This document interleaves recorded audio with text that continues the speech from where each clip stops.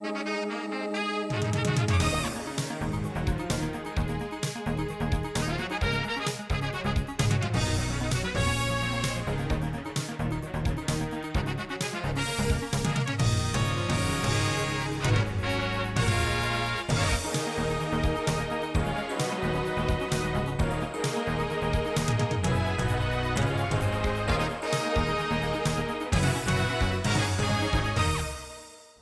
the Silicon Valley Capital Club at the very top of the Silicon Valley, I'm Mark Albertson. And I'm Christina King. Welcome to a special anniversary edition of Tech Closeup. We're at the top of the Knight Ridder building in downtown San Jose, and from this vantage point, high-tech companies are sprawling as far as the eye can see. It's a perfect place to celebrate the first full year of Tech Closeup. Can you believe it's a year already? It's gone so fast, and in that period of time, we've done our best to capture the people, the places, and the ideas that make high technology the force that it is today. We meet people like Trip Hawkins, founder of Electronic Arts, Patrick Lowe, the CEO of Netgear, and Ned Barnholt, past chairman and CEO of Agilent Technologies. And although our show is about looking forward into the high-tech future, we couldn't resist the opportunity to take a break from our old routine and look back at some of the stories that we've covered in our program. So we pulled some clips from past programs that we think are worth a second look. Now, one program in particular that really hit home involved the computerization of medical records. Now, this is where the folks at El Camino Hospital are changing the way charts and medical records are kept. In the heart of the high-tech world, there's a drive to record your medical history on a hard drive. We're just very interested in a basic question, which is why in the world are we still writing our medical records on paper in Silicon Valley of all places? That's why Mountain View's El Camino Hospital showcases new technology for medicine without paper, where doctors and nurses replace notepads with tablet PCs on a wireless network. It means really reaching out to the community and saying to our community, here's ways to get at your records, here's ways to participate in your health process. It's sometimes called e-health. Everything from blood pressure stats to CAT scans and MRIs, they're all accessible with a password and a mouse. Even patients wear wristbands with barcodes, just like in supermarkets. But instead of prices, scanners here store patient names, vital signs, and medical history. Currently what we're doing is we're moving technology and we're moving information processing technology closer to the patient, closer to the interaction between the physician and the patient. If this patient had been here 2 years ago or even 1 year ago, that data is there, and so the nurse, when she starts looking at the patient, can find out the history from 2 years ago, pull it forward if necessary, in case the patient has forgotten he was on something. Advocates argue electronic medicine makes health care faster, more efficient, and safer. The software even alerts doctors and nurses if they've ordered a mistake, mistakes like the wrong drug, linked to at least 50,000 deaths a year. So if he orders something and the patient's on another medication, or say another doctor was in and ordered the lab test earlier in the day, it'll pop up and say, this patient already has a CBC order today, are you sure you really want it? E-health works well at El Camino, but it's hard to find anywhere else.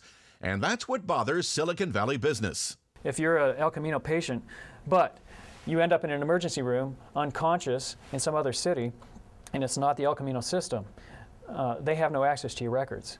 And this is unconscionable. When we were searching for examples of high-tech executives in the Bay Area who are making a difference in their community, we didn't have to look any farther than Umang Gupta. Umang and his wife Ruth founded a respite care home in the Bay Area, one of the few for developmentally disabled children. And we decided that the story of the Raji house deserves a second look. Playing in the backyard is how some of them like to kick off their morning. Want to ring the bell? Meanwhile, on the front porch of this suburban home in Burlingame, Oh my goodness. Oh my goodness. Hi. other families are just arriving. 12-year-old Rebecca will spend the day here. She's one of about half a dozen special needs kids who come on weekends to this home called Raji House. She needs a lot of attention, pretty much full time. Change diapers, go to the bathroom, with feeding, she needs a lot of help. It's the kind of help that's hard to find, say parents with developmentally disabled kids. Raji House opened 9 years ago. Its mission, to give families a much-needed break from the often exhausting job of caring for someone with special needs. It's very difficult to obtain out-of-home respite care for your child. Respite is more available in the home because it's a little cheaper to provide. But to me, out-of-home respite can be the difference between a family choosing to keep their child with them at home and having a break on the weekends and making the very difficult choice that many families do to place their child permanently out of their home because they just can't handle it. Ruth and husband Umang Gupta founded Raji House and named it after their son. A painting of the boy hangs over the home's fireplace. Raji was born with severe disabilities and died at age 2.5. We were touched by the fact that when Raji was born, which was 1984, he'd been severely developmentally delayed, and we weren't at that stage aware of how long he would live. But as it turned out, during the short life that he did have, we were really touched by how much the community came to our aid, the San Mateo community here with Parka, and there was so much we depended on them during that very tough period of our lives. So when we found ourselves in a position to give back, we decided that we wanted to help out with this respite home in the Bay Area, designed for kids like Raji, called Raji House. The help the Guptas received from friends and organizations inspired them to give back to their community. It was the tremendous success of Gupta's tech companies, the most recent Keynote Systems based in San Mateo, that enabled the couple to fund the expensive facility. We have a lot more to do than just build great products. We have to be able to help out our communities. Now, one of the firms that impressed me was SiteSpeed. They've taken the concept of video email to a whole new level. If you've ever made a video phone call over the internet, well, it probably looked something like this. But why? Yes. Hello. Hello. Are you, Squirt? Video phone calls look so great in science fiction like 2001. Where's Mummy? Gone to shopping. If only the real thing worked like the movies. Cheap, lifelike video phones seem like a dream that just won't come true. Yeah, I'm just trying to find somebody to call here. It's like, oh, hey, there's Jack. Hey, Jack. But it's no dream at Berkeley's SiteSpeed. With a computer, a camera, and an internet connection, the video phone comes to life. There's nothing special about this software or the camera he's using. Jack, what kind of camera do you have there? Is it just... I just have a little Logitech QuickCam Pro, the standard camera that most of us use here in the office. So it's off-the-shelf camera. Now watch here. You can actually see Jack's eyes blink. That's what really blows people away. Is that it's the natural communication that you get. The dramatic difference people notice is in how smooth and natural the entire experience is. The SiteSpeed experience is, at first, just another website with a download. But that's where the similarities end. SiteSpeed software turns the whole computer into a video telephone. The computer's memory helps mimic the way the human brain filters out the unnecessary, so the eye focuses on just what's important. We analyze the visual stream in the same way in which the human eye and the human brain analyzes video or movement. So we actually filter out what is not important to human perception. So we're very selective about the information that we send, and then we're very efficient in how we send it. The bottom line, the internet sends live video that doesn't flutter, stall, or freeze. That's impressed some high-profile tech writers and publishers. It's also what convinced some Silicon Valley venture capitalists to buy in. And we realized, well, that combined with the fact that people now have broadband, they now have powerful PCs, they now have easy-to-install webcams, maybe now is finally the time.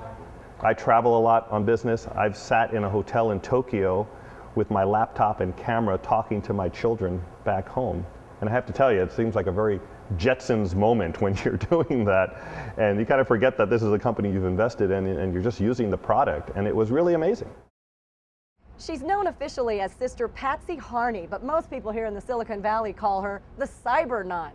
Now, when we first heard about Sister Patsy's work with low-income housing residents in San Jose, we had to see for ourselves how one woman is using high technology to make a difference in her local community.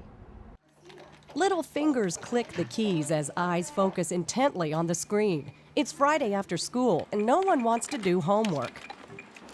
Right now I'm checking my horoscope because I'm always curious of what my horoscope has to tell me, and which right now I'm looking at is today's horoscope, which is my sign Virgo.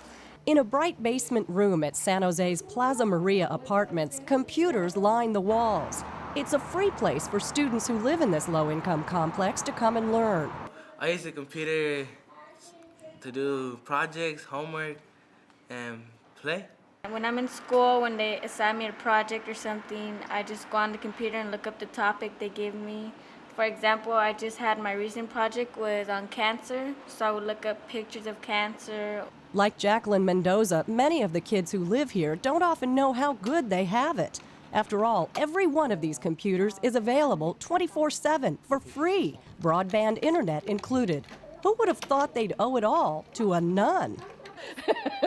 She's Sister Patsy Harney, also known as Cyber Nun, Cyber Sister, proud tech-savvy mama of all things digital and bandwidth.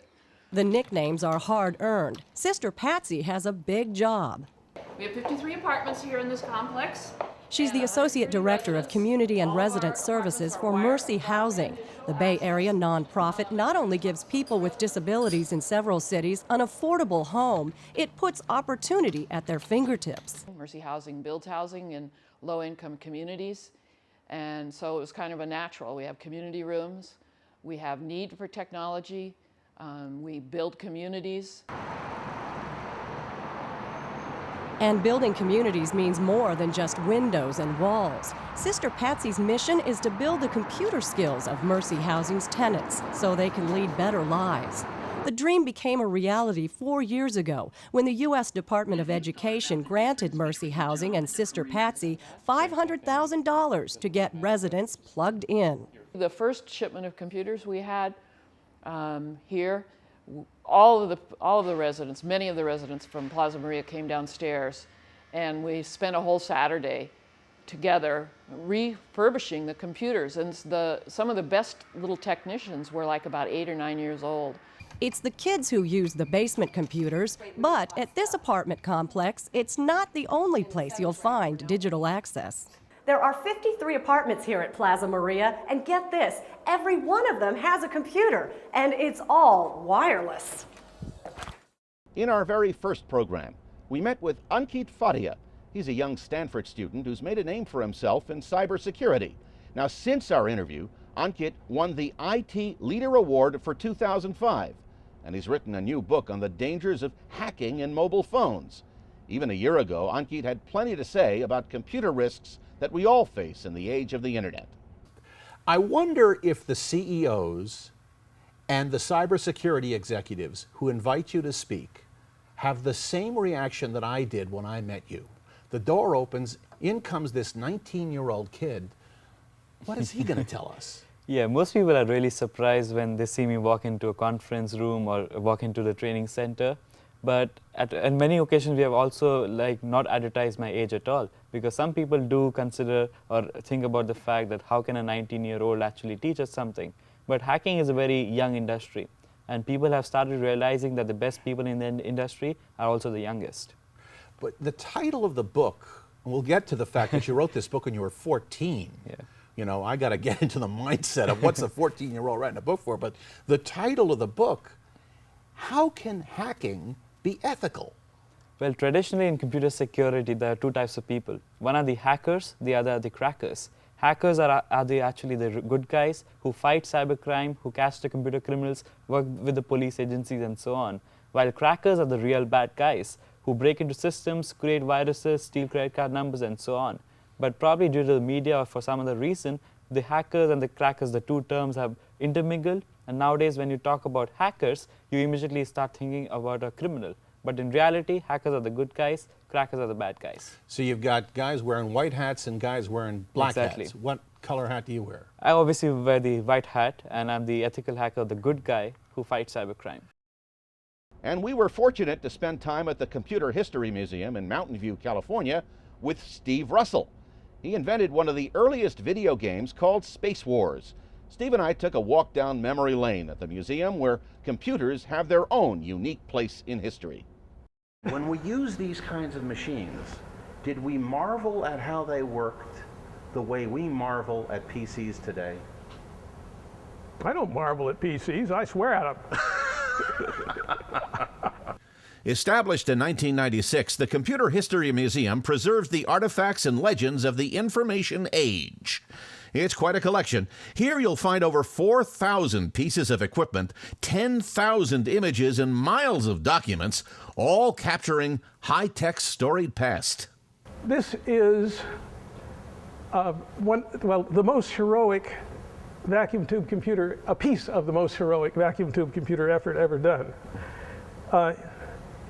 ENIAC was built at the end of World War II, and it was designed to compute things like gun firing tables and basically big tables of numbers.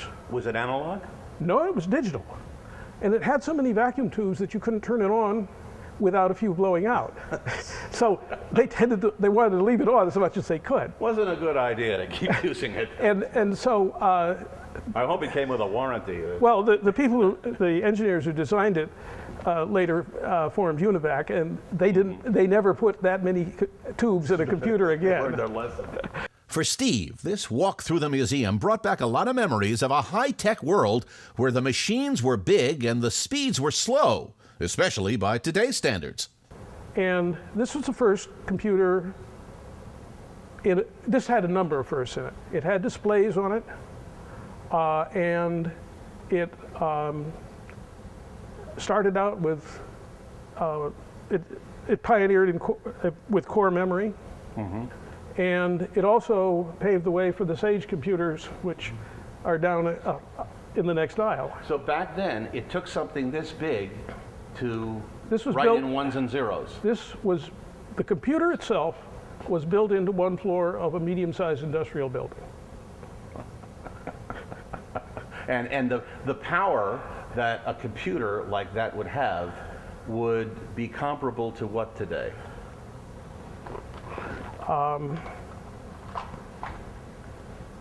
Much less than this. And this is old, this is obsolete, this is very slow. Let's face it, the engineering world is often dominated by men. So when we heard about an all-girls group, a robotics club at a local high school, we just had to check it out for ourselves. And believe me, these girls can really hold their own against the boys. It's heavy, but this contraption of wires, plastic, and chains really can move. The robot's mission is unusual yet simple. Use its long arm to pick up several smaller triangle-shaped plastic pipes called tetras and place them on top of a larger one. Two girls control the joysticks. It's hard to believe a team of 30 put this thing together so quickly. Initially, we started the competition really late. We only had 6 weeks to do everything, organize, build, completely everything. And most teams, the day we started our kickoff was the first time we had met, and most teams before that had planned, gotten fundraising opportunities, etc. The all-girl Gatorbotics team had just 6 months to get ready for a regional robotics competition that would pit them against teams from other schools. It meant hard work and long days. Arrive at school, you do school till 3 or whatever, and then you maybe do half an hour of homework, and then you come and work on the robot. Work not just on the robot, but on a whole series of marketing tools. Some girls designed the team's website.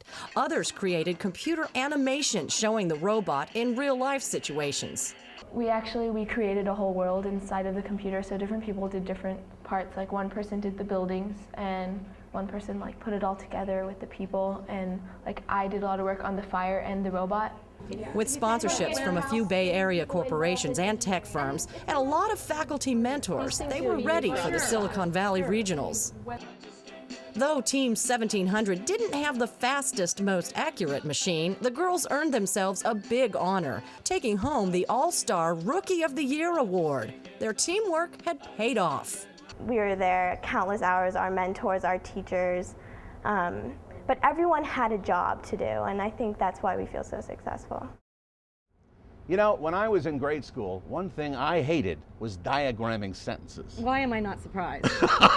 There's no way to like it, is there? No. But you know, there's a firm here in the Valley called Intensity that's got a computer system which does the diagramming for us, and the results do a lot more than just make grade school easier. It's everybody's worst junior high school memory. Who likes to diagram sentences? Oh, I think that all of us probably had a less than comfortable experience potentially with our 8th grade English teacher. And now I say that as the son of a high school English teacher, and so, you know, at least for me, I got that sort of grammar correction all along, and this is what happened to me.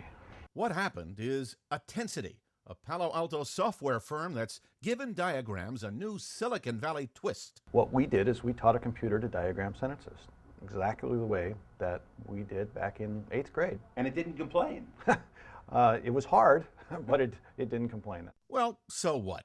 Well, turns out technology that diagrams sentences caught some top secret attention. We got an investment from InQtel, which is the investment arm of the Central Intelligence Agency, and it actually saved our company not too long after 9/11. 9/11 triggered the war on terror, the hunt for bin Laden, and an ear on chatter, a CIA term for underground codes and messages that may signal an imminent attack.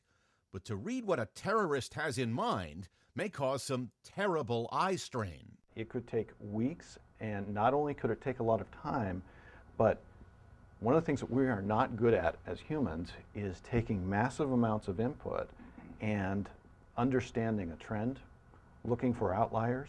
That's how a struggling Silicon Valley startup found new life. As Intensity software scans text, it separates subjects, verbs, and objects into a diagram that maps out who did what to whom, when they did it, and where. The program even figures out double meanings like a bat or bat. It even reads bad grammar. New updated software can also diagram text in other languages. It amounts to technology that detects in seconds what might take humans days or weeks. As a case in point, we took Moby Dick the novel as an electronic form, and we ran it through a system of this caliber. We diagrammed every sentence in that book in 9.5 seconds. Although we do conduct business with a number of the intelligence agencies of this country, we don't really know what it is that they do with our technology. They won't tell us, and we know enough not to ask. You know, Mark, we can look out there and name thousands of companies that are startup companies in the Silicon Valley. That's kind of what Tech Closeup really is all about. But not many of those companies devote their time and hard work to strictly nonprofit causes. We did find one, though, Benetech, and it's using its high-tech tools for the social good. It looks a little strange, but ripping the cover and binding off a book is how it all starts. Then the individual pages feed into a machine that actually converts the text into spoken words. Being watched or not, which sometimes is a good thing. The scanned books are filed into an internet library so the visually impaired can listen to literary works from their favorite authors. We had 35,000 people reading books all over the world in 12 different languages, 60 countries. Jim Fruchterman is the man behind the project Bookshare. He's president and CEO of Benetech, a nonprofit venture that takes high-tech but not so lucrative technology and puts it to work for the greater good.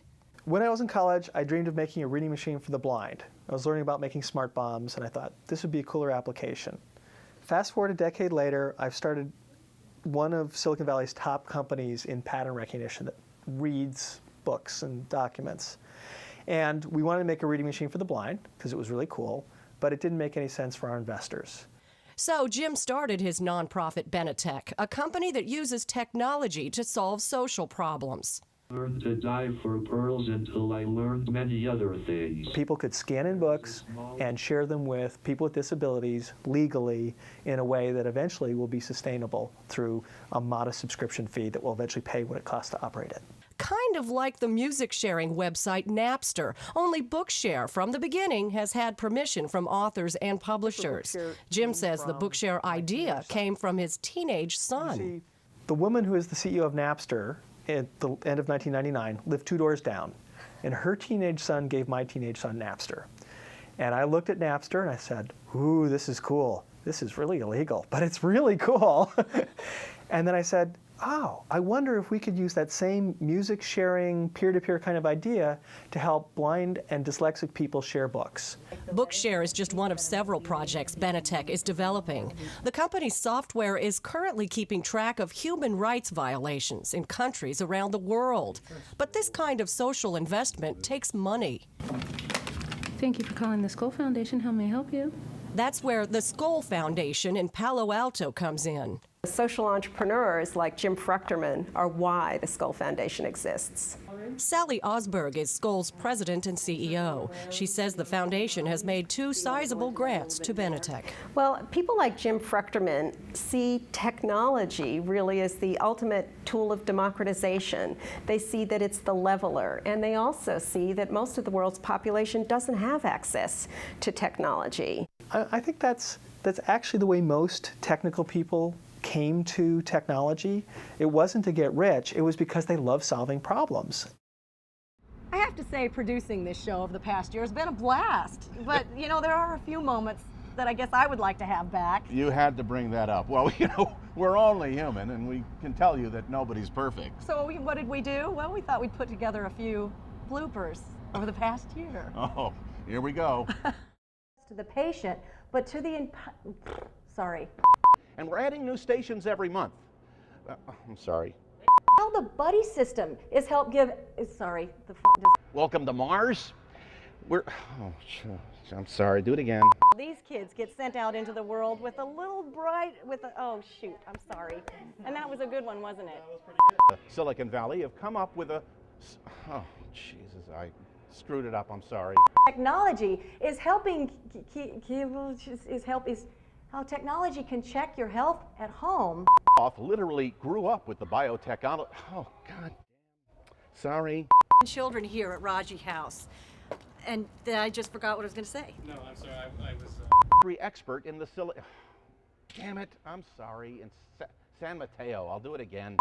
You know, it has been loads of fun to look back on the first full year of Tech Closeup. Yeah, and we're looking forward to another year as we profile the trends in technology and the people who bring innovation to life. Now, as always, you can look back on past clips and even past programs, or even send us feedback by logging onto our website at techcloseup.com. We also want to thank the many community cable channels throughout Northern California, which are bringing us into nearly 3 million homes every month. Can you believe that? It's incredible. Yeah. Well, for Christina and myself, thanks for joining us, and we'll see you next month for another year of Tech Closeup.